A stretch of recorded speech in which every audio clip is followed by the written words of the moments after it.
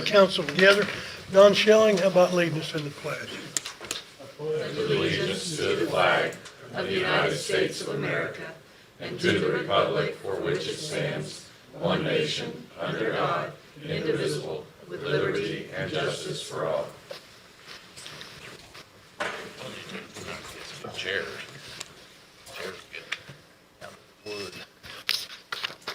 Okay, we got the minutes from our October meeting. Anybody need time to look over them? They were emailed. I did read them. The only thing I seen was Bill pointed out Deanna Burkhardt instead of Burkhardt. Oh, we had a new, Got a new Councilman. councilman. No, and I didn't get remarried. yeah. I didn't see anything else. I'll make a motion, we approve the minutes. Bill makes a motion to approve the minutes. Second. Kenny seconds. Any other discussion? All those in favor? Aye. Any opposed? Okay. Move right along. Mr. McAdams.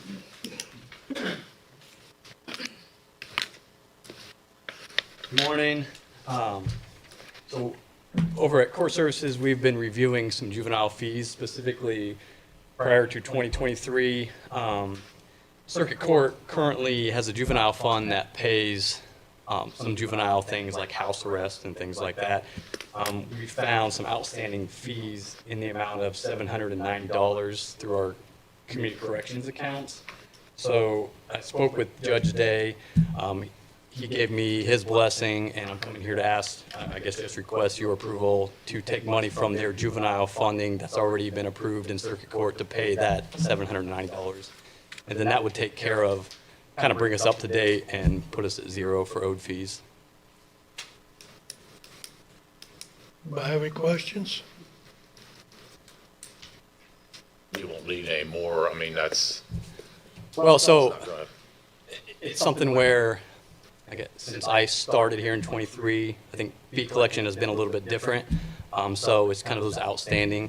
Some of those clients too, realistically, are probably never going to find.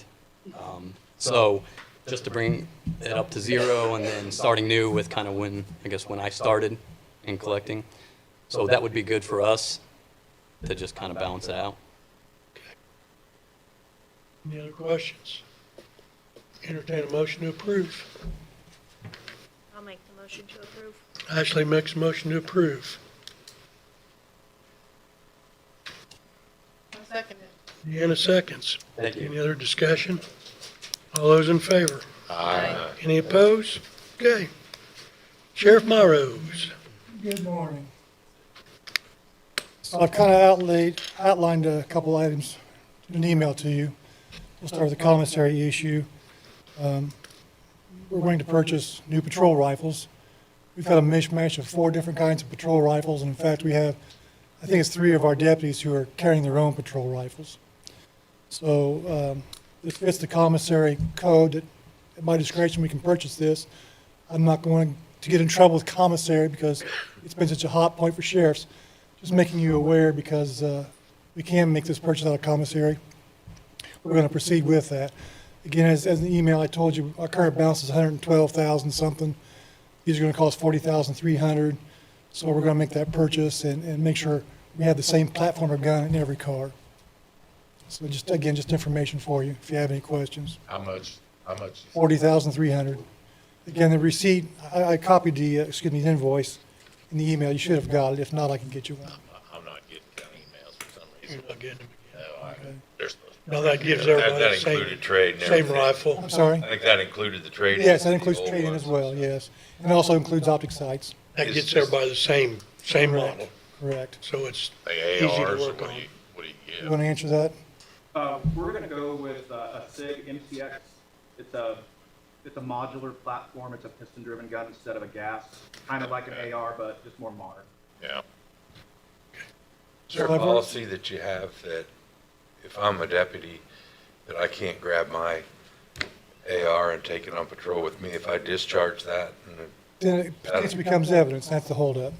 so, It may get tied up in the courts for a while and they would not have possession of it. so it's not a really bad thing if you do it, but it does create aggravation. Correct. Yeah. I've given Christie a copy of the invoice for the minutes, just to be aware. Any questions? Okay, I'll make thank- a motion we approve. New rifles. I'll second out of commissary. Motion made by Bill, second by Rick. Any other discussion? All those in favor? Aye. Any opposed? Okay, thank you. make it official. Make it official. Okay. So the second item is, in the last legislative session, Senate Bill 144 came up. It now requires us to report to you, at least yearly, our pension and benefits fund. And again, I'm sorry, Bill, I emailed that out. Our current, they paid out last year in benefits, $152,120. And our current balance is $5,737,704. So we got a healthy balance in there right now. Again, I forwarded that to you. I talked to Christie. That report will get forwarded in the gateway by her. So we'll be all good. This doesn't require any action. Again, it's just I have to notify you where we're at. So there's your yearly notification. Manages that It's a firm out of Indianapolis, and you would have asked me that. I didn't bring it with me. pension. That's okay. Yeah. Do you get any interest or anything on that money? Have they got it It's invested? invested in Messer and Burkhart, and they're doing a pretty good job managing that money for us. Thank you, Creedy and King, yeah.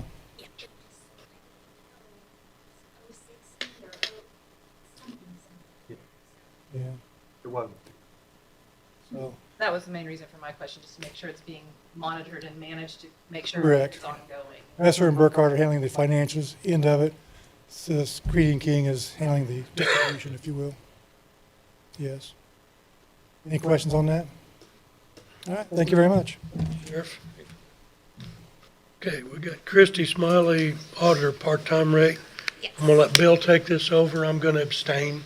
Okay.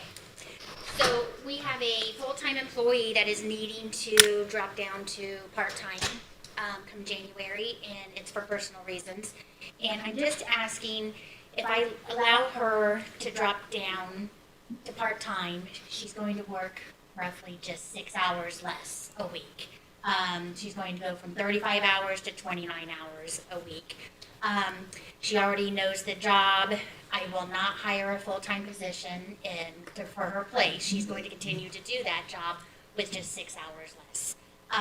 And that's why I'm asking for her to have more pay than the approved $18 an hour, because it is her job that she's going to continue doing. She's knowledgeable of it.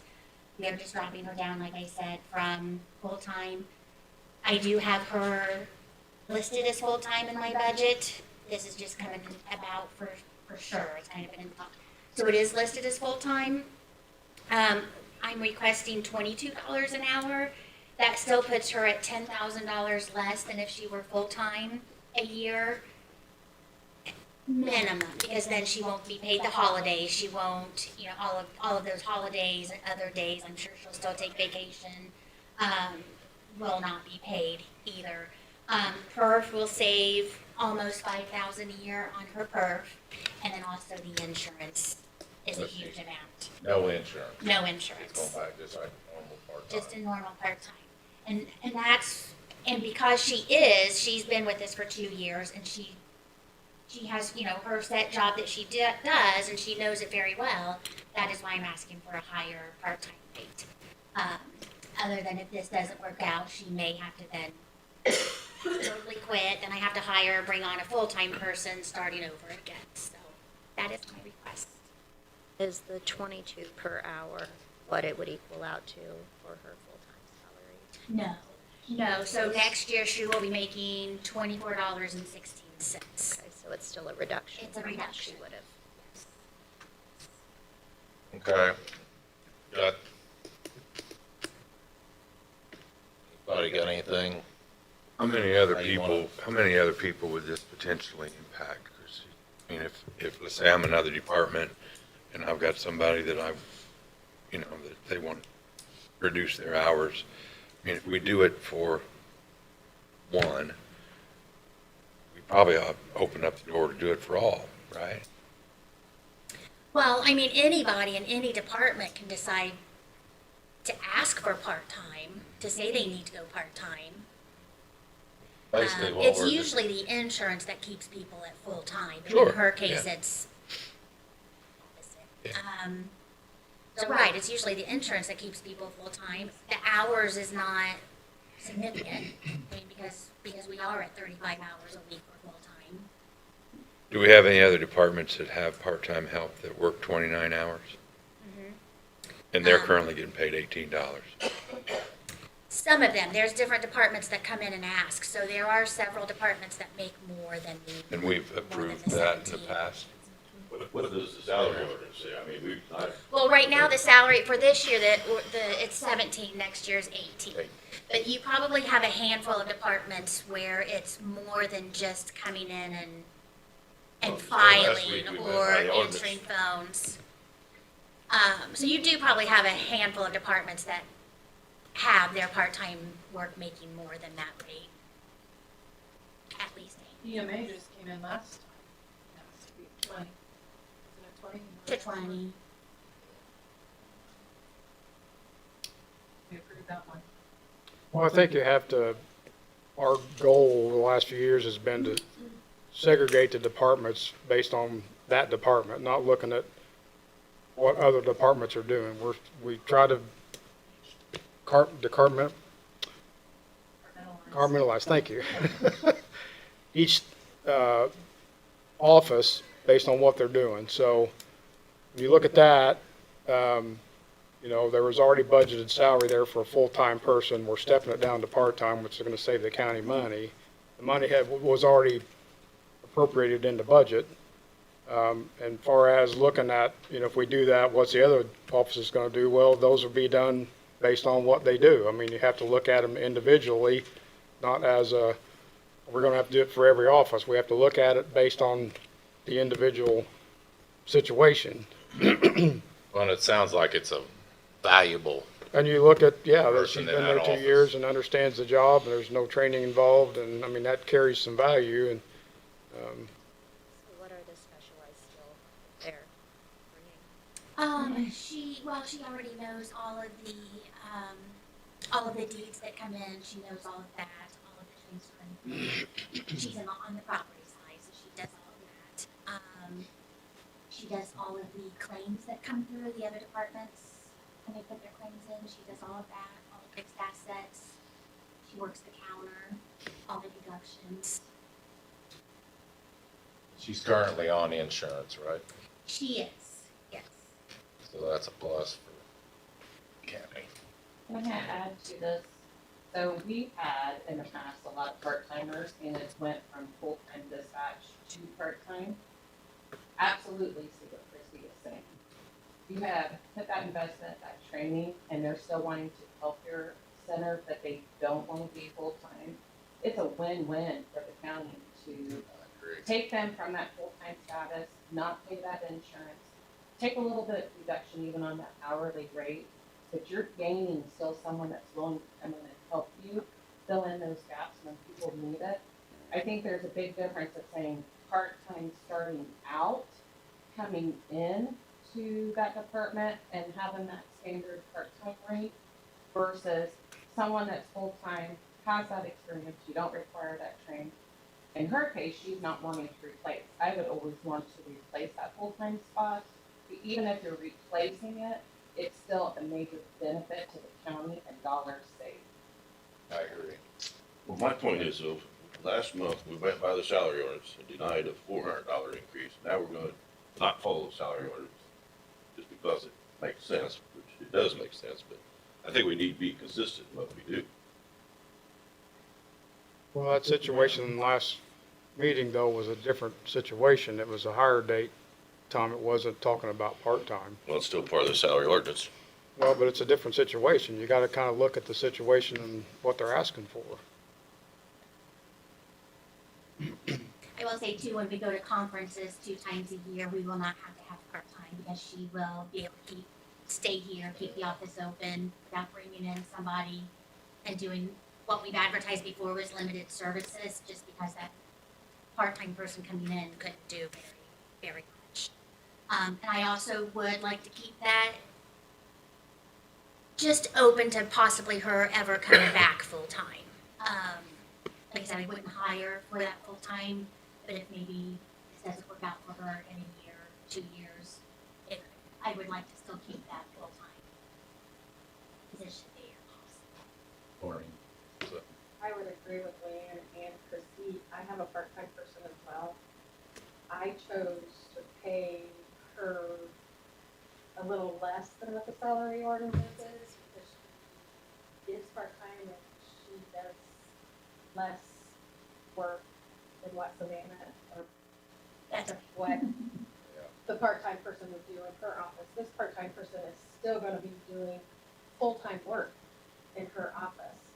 And I would agree with both of them. It's an asset for the county to keep her. Okay, well, I guess I want to make a motion to do this. I'll make that motion that we accept, also for the part-time at 22 an hour. Made a motion, have a second. I'll second it. Got a first and a second. All in favor? Aye. Any noes? No. Ernie's a no. Thank you. Okay. Thanks, Bill. Okay, RDC annual spending report. Don?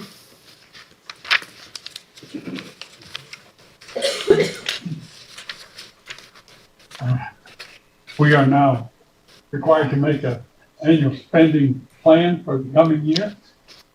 You should have a copy of that. And I'll just go through a little bit, tell you a little bit what it is. The first one says projects authorized under the plan, 5.7 million. We're not planning on spending all that next year, but we want to make it available if something would come up. Give you a little handle on that. 4 million is currently in our funds. The other 1.7 million is what will be the excess revenues next year we receive. So that's the 5.7 million. Of that 5.7 million, we have 600,000 already committed to 3 projects. Those projects being the emergency management storage building and the Parks and Rec baseball diamond complex, and funds for it. And the third one is the fairgrounds community building. So we got those funds committed to those 3 projects.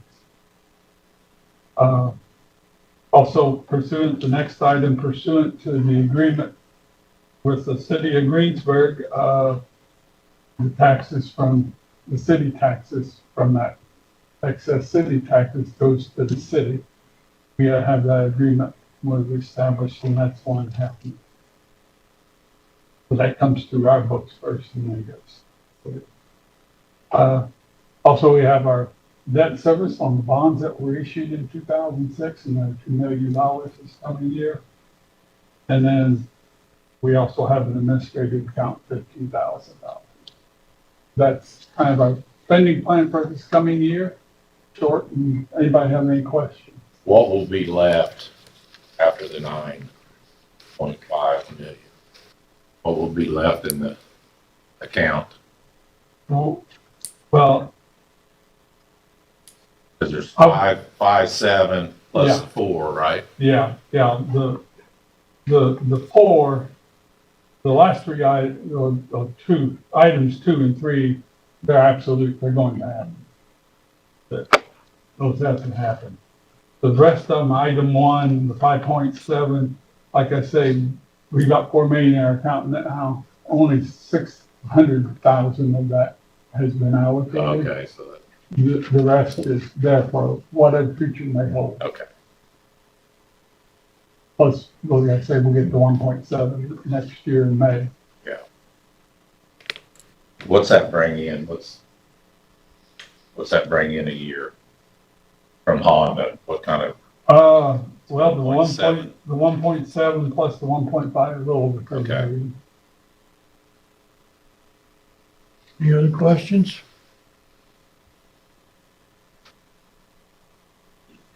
I want to commend Don too. Don does one wonderful job with this TIF board. He does a great job. I mean, a great job. Absolutely. I hate to see you go one of these days. Hope you get somebody trained behind you. Don't look at me. But Don does a great job keeping everything in line, keeping everybody informed and keeping Christie informed on what's going on and everything like that. Thank you, Don. Okay, thank you. Hold That on. goes to what, 32 or something? What's that? 36, goes to 30, 31. 31. Yeah, the Honda is through year on 2031. 2031, okay. And then there'll be no more funds coming in after that. Just go back on regular property tax. Well, I think it goes, does that stay intact till 36? Till the Yeah. money spent? Is that how it Oh, works is Yeah. that out? how? Yeah. I think yeah, so, It yeah. comes- it quits coming in at 31, Well, 25 year. But, But yeah, they give you like 5 years to yeah. distribute the rest of the funds. Yeah. Okay. Thanks, Don. Thank you. Great job. Okay, Brian? Quick spot. Did you get everything straightened out? Yep. Okay. As I said at the last meeting, we do have the final report for the housing needs analysis. So it was a collaboration between the city, the county, the RDC, and the HUD RDC, as well as the city RDC. Great cooperative effort to this these ends. It was a semi-long process. It was conducted by Thomas P. Miller and Associates. And the EDC kind of took a lead on working with them to get this through. So I was just going to go through some of the highlights of what the report is and what it isn't. Apologize for those who sat through this yesterday. There's going to be some repetition, but probably be good to give a presentation to you guys who helped fund this. I appreciate that. Delay. There you go. The first thing, as far as the overview, there was a project launch, obviously. They took a look at all the existing documents, the past comprehensive plans, both city and county, any sort of zoning rules, design plans, that sort of thing. But also the last housing plan we had, which was kind of weak. It was back in 18, I believe, when the EDC did it. Pretty much all the existing documents that we have that relates to housing and any sort of planning in that sense. Next, they went to the data analysis, essentially the numbers, trends, that sort of things, to analyze that. We had stakeholder engagement. We had elected officials. We had members of the ag community, members of local industry, developers, and other key employers coming in, giving a one-on-one interview in many cases, sometimes a group interview, to gather what the thoughts are from those that are, have boots on the ground and have dealt with kind of these sorts of things. And then again, they put together this report with some end goals. What this is not a prognosis or treatment. It's more of a diagnosis. It's a statement of where we are right now, as well as how we compare to other benchmarks, what trends are there. And it doesn't give us a strategy for the future. This is more of a means for us to kind of supplement, say, our comprehensive plan that's coming up. It'll be good information as we kind of put that together. Equally, this was meant to be able to take to developers to show this is our housing mix now. This is what we feel we can develop, and these are the opportunities that that developer hopefully would be able to help us out with. So going by the data analysis. Wait a second now, I swear. There you go. Good job. Some of the key findings, there was recent change in population growth trend. From 2000 to 2020, we were pretty much on consistent growth. And then after 2020, the population started to stagnate. and it actually is predicted to start falling somewhat. Um, and we want to address that. They thought one of the reasons for that is because of the lack of housing. If you don't have the housing, your community's not going to grow. So that is something that we see. That is an issue, but also it's an opportunity. Also, the aging population. Over the last 10 years, the portion of the population that's over 55 has grown by about 5 to 6%. And that's equivalent to about 1,200 people. So our Decatur County, Greensburg and Decatur County's populations are increasing in age. So shall we say that's also could be due to a number of reasons. One, we're not getting the young influx, and also those over 55 aren't moving out or anything; they're just staying put, holding the ground. So. We have high inbound commuter levels. A lot of people come into, we're net importer of employees into the community. We take in about 4,500 people a day travel into Decatur County to work. Feel that's an opportunity. The industry has expressed this greatly that they would like their employees to work closer to home. That also, and I'm sure I'm preaching to the choir here, this is an opportunity for housing to retain those employees, because again, if those employees come and work in Decatur County and then leave back home, we're not getting the full advantage of having those employers in our community here. So, increased housing costs. This is a national trend, more than anything else. We're no different. We have, it's over the last 5 years, both housing costs and rentals have increased considerably. About 8.6% of Decatur County residents are homeowners are housing cost burdened. What that means is that they spend 30% or over of their income on housing, and approximately 32% of renters are housing cost burdened. So we have those factors to take into account. We've had falling vacancy rates. That's should go without saying. If we have a low housing or low rental, stock, they fill up. What that does is it increases prices of those things because your supply is low, and you also miss out on potential growth. So, and we have this is one thing that you'll find that came up numerous times was the low diversity of housing options. 83% of Decatur County's housing stock is single-family homes. Not incredibly unusual in a rural Midwest town, but that does mean that we could be missing out on some of those other types of housing, medium density housing such as duplexes, townhomes, condominiums, that sort of thing. But the commuter levels that we've seen coming in and the potential job growth here, they felt that was a real opportunity that moving forward that we could look into that sector.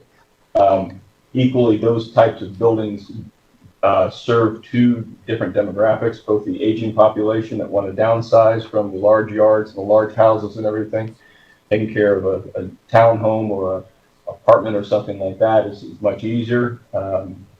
But it also seems to be attractive to the young grads that are just getting out of school that can't afford a brand new home or anything like that. It gives them a place to start out. So that's something that was defined throughout the report. And coupled with that is over the last 10, 20 years, the development patterns of Decatur County and Greensburg have been concentrated on single-family housing rather than any sort of other sort of diverse housing.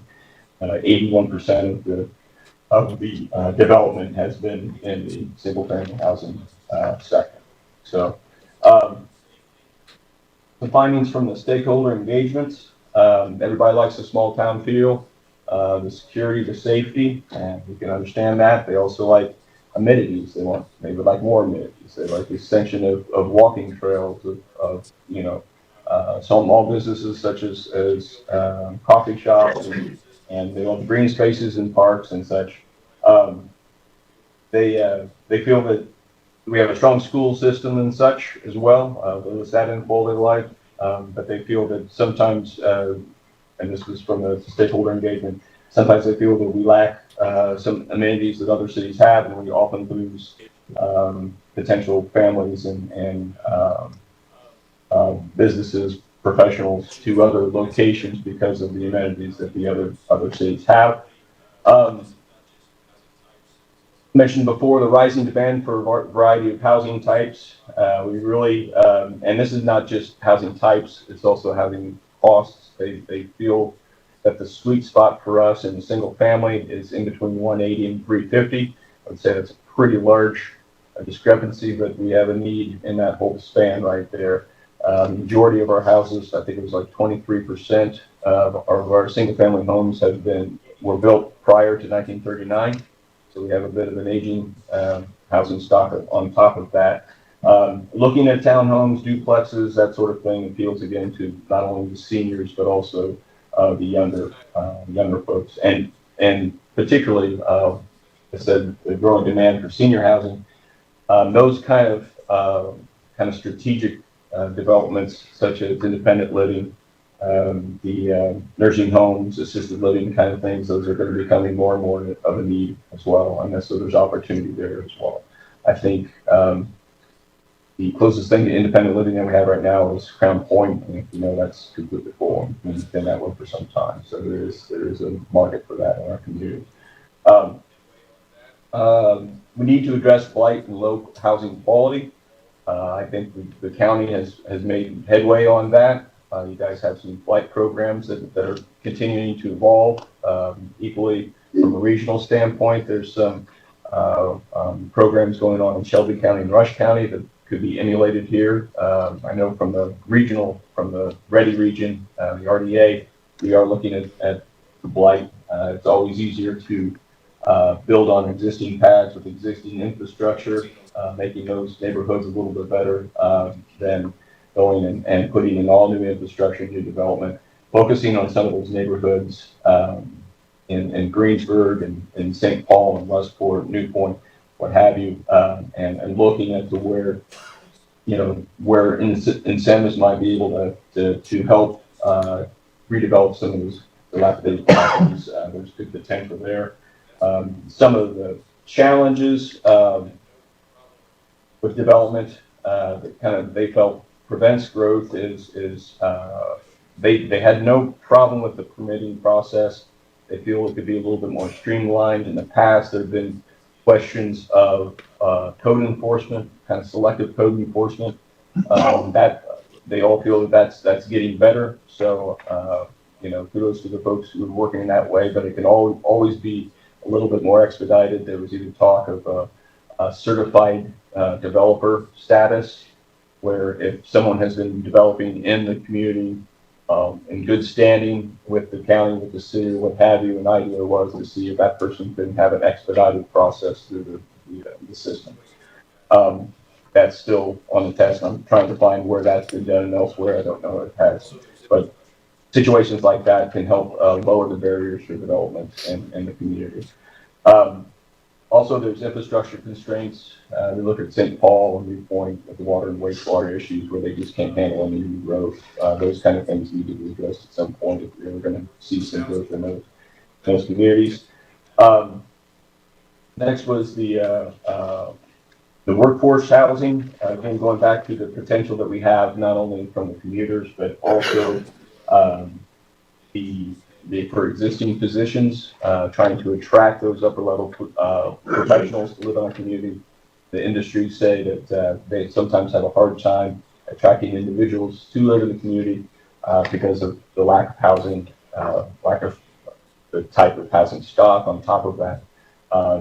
So there's a good, these are issues, but they're also very much opportunities that if we had these sorts of things, they would be filled. So we want to look at it both ways. And then the increased need for collaboration on development. Again, looking at those medium density developments, the city has done housing TIFs. We can do those kind of things as well. There are tools out there where it could be a public-private partnership on developing the way we want if we feel we're meeting a need. that those options are out there. Also, taking a look at where infrastructure goes, how infrastructure is put in, incorporating parks, bike lanes, that sort of thing. Those are all little things that, if we come together, and I hope with the comprehensive plan that's coming up, we can kind of put some of those things in place that makes it easier for partnerships in the future. So there's potential there. So kind of wrap it up. They kind of came up with these final recommended goals for Decatur County and Greensburg. Take a look at the increasing, well, has it changed? There you go. Increase the diversity of housing options available. Again, going back to the median density, the townhomes, the duplexes, that sort of thing. Addressing blighted properties, which again, kudos to the county starting that. Encourage development. That's not just encouraging any development in smart development. It means, taking an assessment of our permitting process, of how a development gets done, and see if there could be partnerships on that, but also if it could be more streamlined and more clear, so the developers have an easy path of actually investing and building in Decatur County and Greensburg. Integrate housing and quality of life developments. I stressed this at the commissioners meeting.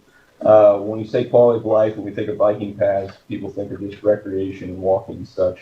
One of the things that was expressed at the industry level was a reminder that not everybody has a car to get to work, and sometimes transportation is an issue. There are those that bike to work, some that walk to work.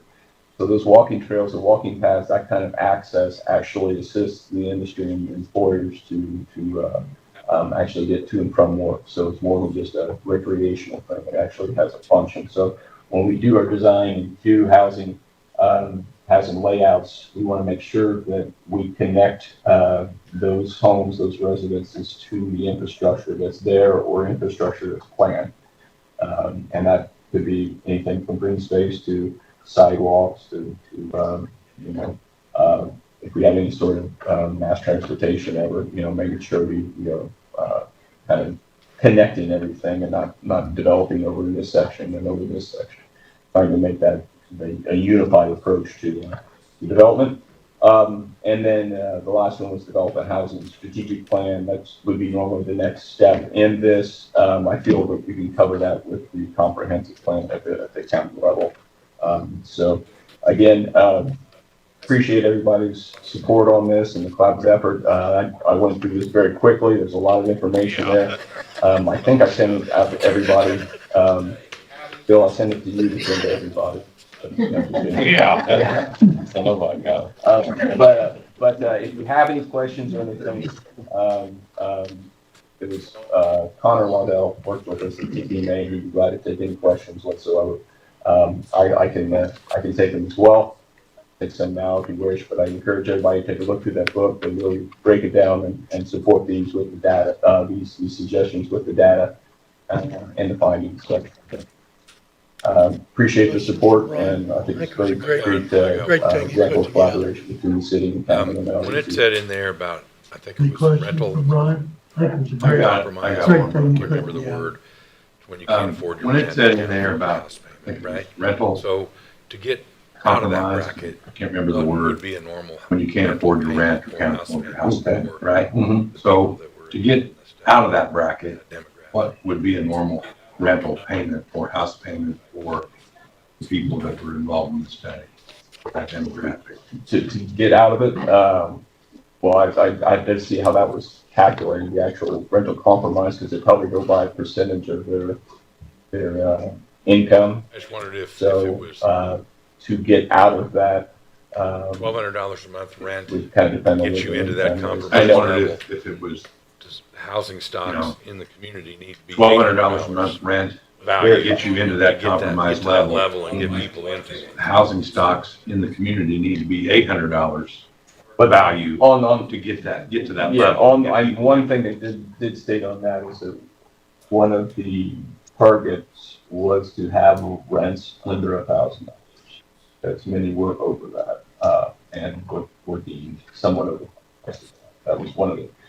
One of the issues, particularly with blight, was that even with some of these dilapidated apartments, the rentals are still high because the vacancy rates are so low. That's part of the deal. We can't And the build target would be under 1,000. $1,500 a month, $1,800 That a would month, dig in specifically to look at that. because So you're that's part of going the deal. We backwards in can't the build $1,500 a month, $1,800 a month, Yeah, because you're dealing with because increases. you're going backwards. in that. Yeah, I mean, you're dealing with another one of the development barriers, which is just high costs in general, high cost of land, high cost of materials, high cost of infrastructure and everything. So the developers themselves really need a sure thing to come into a community and build these. And usually that's where the public-private partnership come in to kind of make up that funding gap, that capital gap. Because the developers will come in, and something we've heard is that I can build a house that costs me $100,000 in Indianapolis and sell it for, 50% more than I could sell it in Greensburg. So their costs stay the same as far as labor and material, Other where they questions? place it, what's the Thanks, market Brian. share. Everybody take a chance to read that, try to go through it. Any other When I questions? go down there and have you printed up, I ain't got enough ink in my printer, Thanks, Brian. about 50 pages. Try to go through it. quite a few When I pages. go down there, have you printed up, I ain't got enough ink in my printer. Thank you, Dan, Brian. About 50 I have a pages. question. It's quite a few pages. I want to go back to All our right, thanks. part-time thing. Thank you, Brian. Dan, I have a Salary question. ordinance thing. How do we, I don't know that I I want to go back understand it all to the completely. part-time Do get thing, if I can. maybe salary Ken's ordinance. comment about the average situation. I don't know that I understand it all completely. I do get What would be the opportunity maybe then Ken's comment about every situation is different. to bring Chris's issue back up? What would be the opportunity then, given what we just voted on, Revisit that.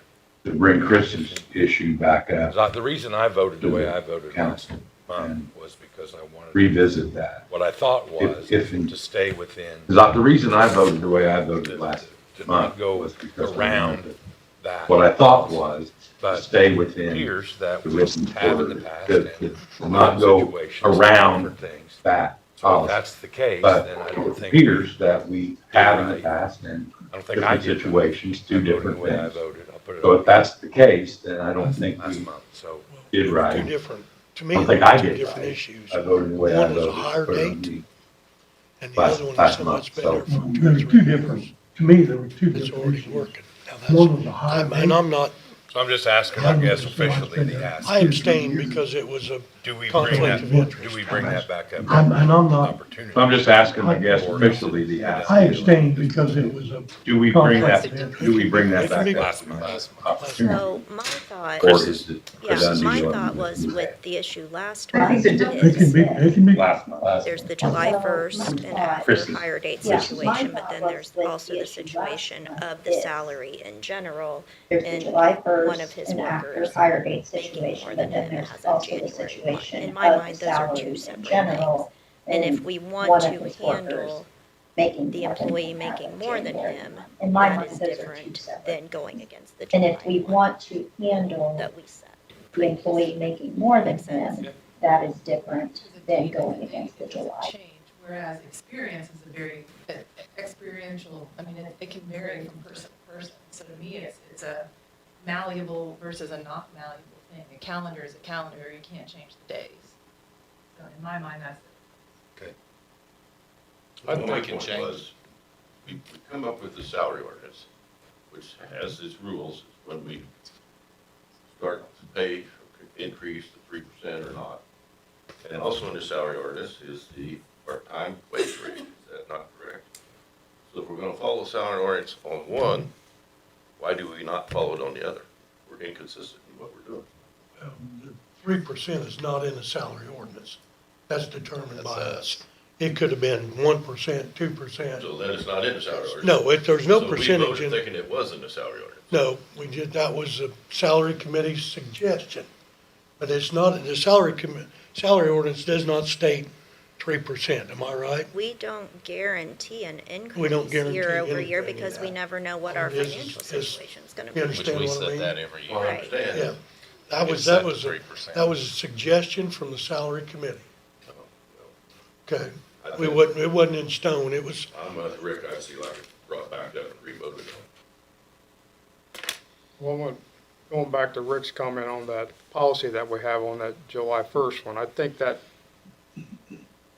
needs to stay there, but I think we ought to take a second look at it and rewrite it as department heads are excluded from that. well, I look at it different than you do, because I look at it as dispatch is not any better than a department head. Right. I mean, I look at the whole county as a whole, not as an individual group, an individual type. I mean, because we've got Mike Snyder got Mike at EMA, we've got Chris, I don't know how many dispatchers we got, and I think the director of those departments, that needs to be separated out from, But then you're saying if they're hired on December 31st, on January 1st, they can get a 3%. That's, no, so what you I'm have saying to is, cut out some. that ought to be looked at on a basis, individual basis each time it comes up. If we leave it as it is, we can't discuss it and look at the situation. If we take it out of there and let the directors be based on the situation, then we can talk about it and decide from there. Otherwise, we can't do anything about it. I think that it could cause, and this is totally my opinion, I think, being an employer for a long time, it can cause you to lose a chance to hire a key employee because of it. Not saying that it did, but I'm just saying that it could have that possibility. But I think the policy needs to be there. I don't disagree with that. I just think that the directors of the departments need to be exempt from that and decided on situation by situation. We have the flexibility to decide that based on that. And I think this individual could have started before July 1st, but he fulfilled his obligation to his prior employer by finishing out his 2 weeks. Right. Which to me shows loyalty to what you're doing. So I think we should have made the exception in the case. I still do. So back to my point, if we would have had that outside of that policy, we could have made that decision based on that information. It wouldn't have been, we wouldn't have, I mean, if we make those policies, we need to stick to them, but and we didn't, there wasn't any discussion about this possibly happening when we made that policy. We didn't make a mistake, we just didn't have that situation that we had to think about when we made that policy, but now we do. I think part of it was a new policy and the communication wasn't there for people to be aware of what was the policy as well as they could have been. Yeah, It's part of the I problem. agree, yeah. So, but now we're at where we are, I think we need to take a look at that and revisit that and fix it. So that's my 2 cents worth.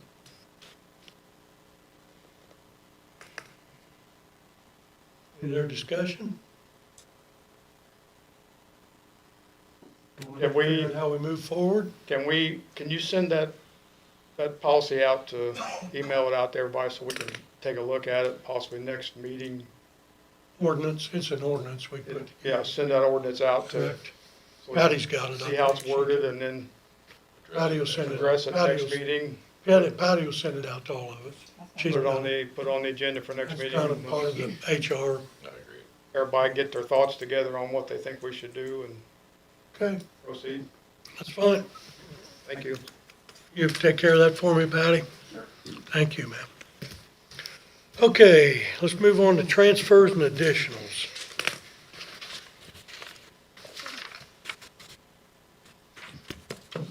Everybody's got a letter on the back we got from the Judge Day.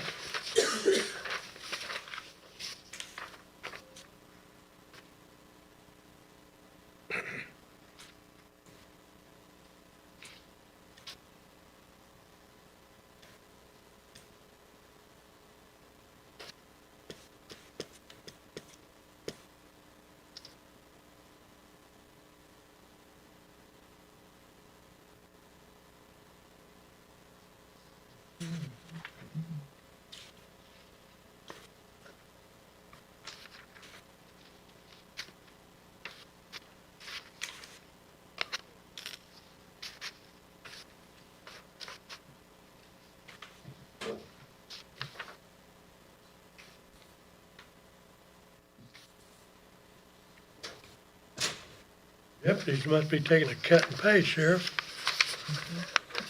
See, your deputies must be taking a cut and pay.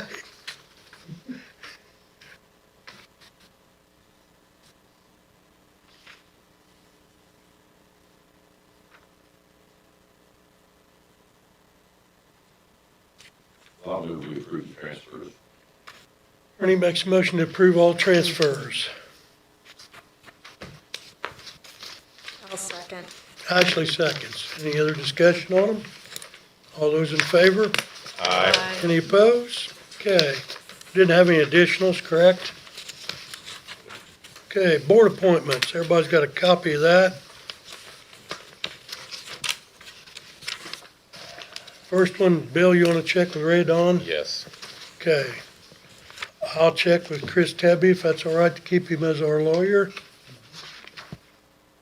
Russell Wilson. You want me to call him too? I can get him if you want. Pardon? I can get him. Jennifer Johnson. I don't really know her. She's on my pickleball board. I will- You want to check with her? Yeah. Okay. Next month. Thank you. Check with her. I'm sure she'll stay on, but I will Okay. double check. Everybody. Solid Waste, Kenny, you want to stay there? Yeah. Okay. Southeastern, Rick, is that okay? Sure. Do you want to report anything on Southeastern? I mean, is there anything? No, that I didn't, State Road I 3. didn't get to the last meeting that they had, so I don't have anything to report, because I've been, I'd be out of town, but I can follow up with that, I got some minutes on it, and I'll bring that to the next meeting. Okay. Redevelopment Commission, there's me and Matt Miller. Matt said he'd be willing to stay. I'll stay if you want me to. Is that okay? Okay. 911 Board. Looks like we've got Brad Spear and Scott Chastain. Is that our two? Is that correct? Got Ashley there? Oh, you're not, okay, I see now, I see. Oh, it says by position. Pardon? Volunteer fire department, and then. It says by position, that must be. It has to be whoever's holding that position. Yeah. Okay. So they stay on. Okay. I'll check with Chris. One that's not on here, fair, one that's not on here is a fair committee. You want me to stay on the fair committee? Yes. Okay. Let me rephrase that, Ernie, hell yeah. Back to the Okay. 911 board. Do we need to change Brad on this? So Brad was on it Is- originally as EMA, Yeah. and Scott Chastain hasn't been on it for years. For years. So is the new EMA director on that board now? Will be, Will be, okay. That'd be the Yeah. Ashley is also, does, Yeah, but I don't expire until Yeah. until 2028, so we're just looking at the ones that are in question. We need to change Brad Spear to,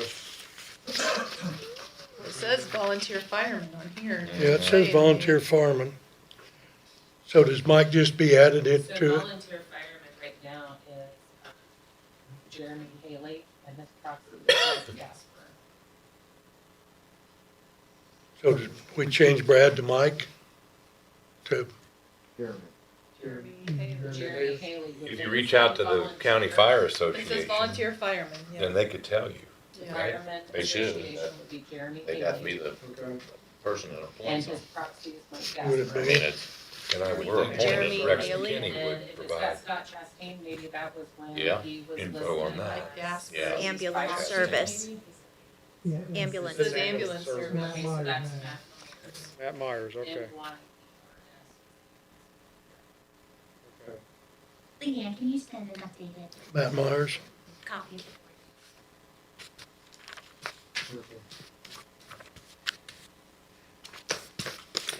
Okay. Got that?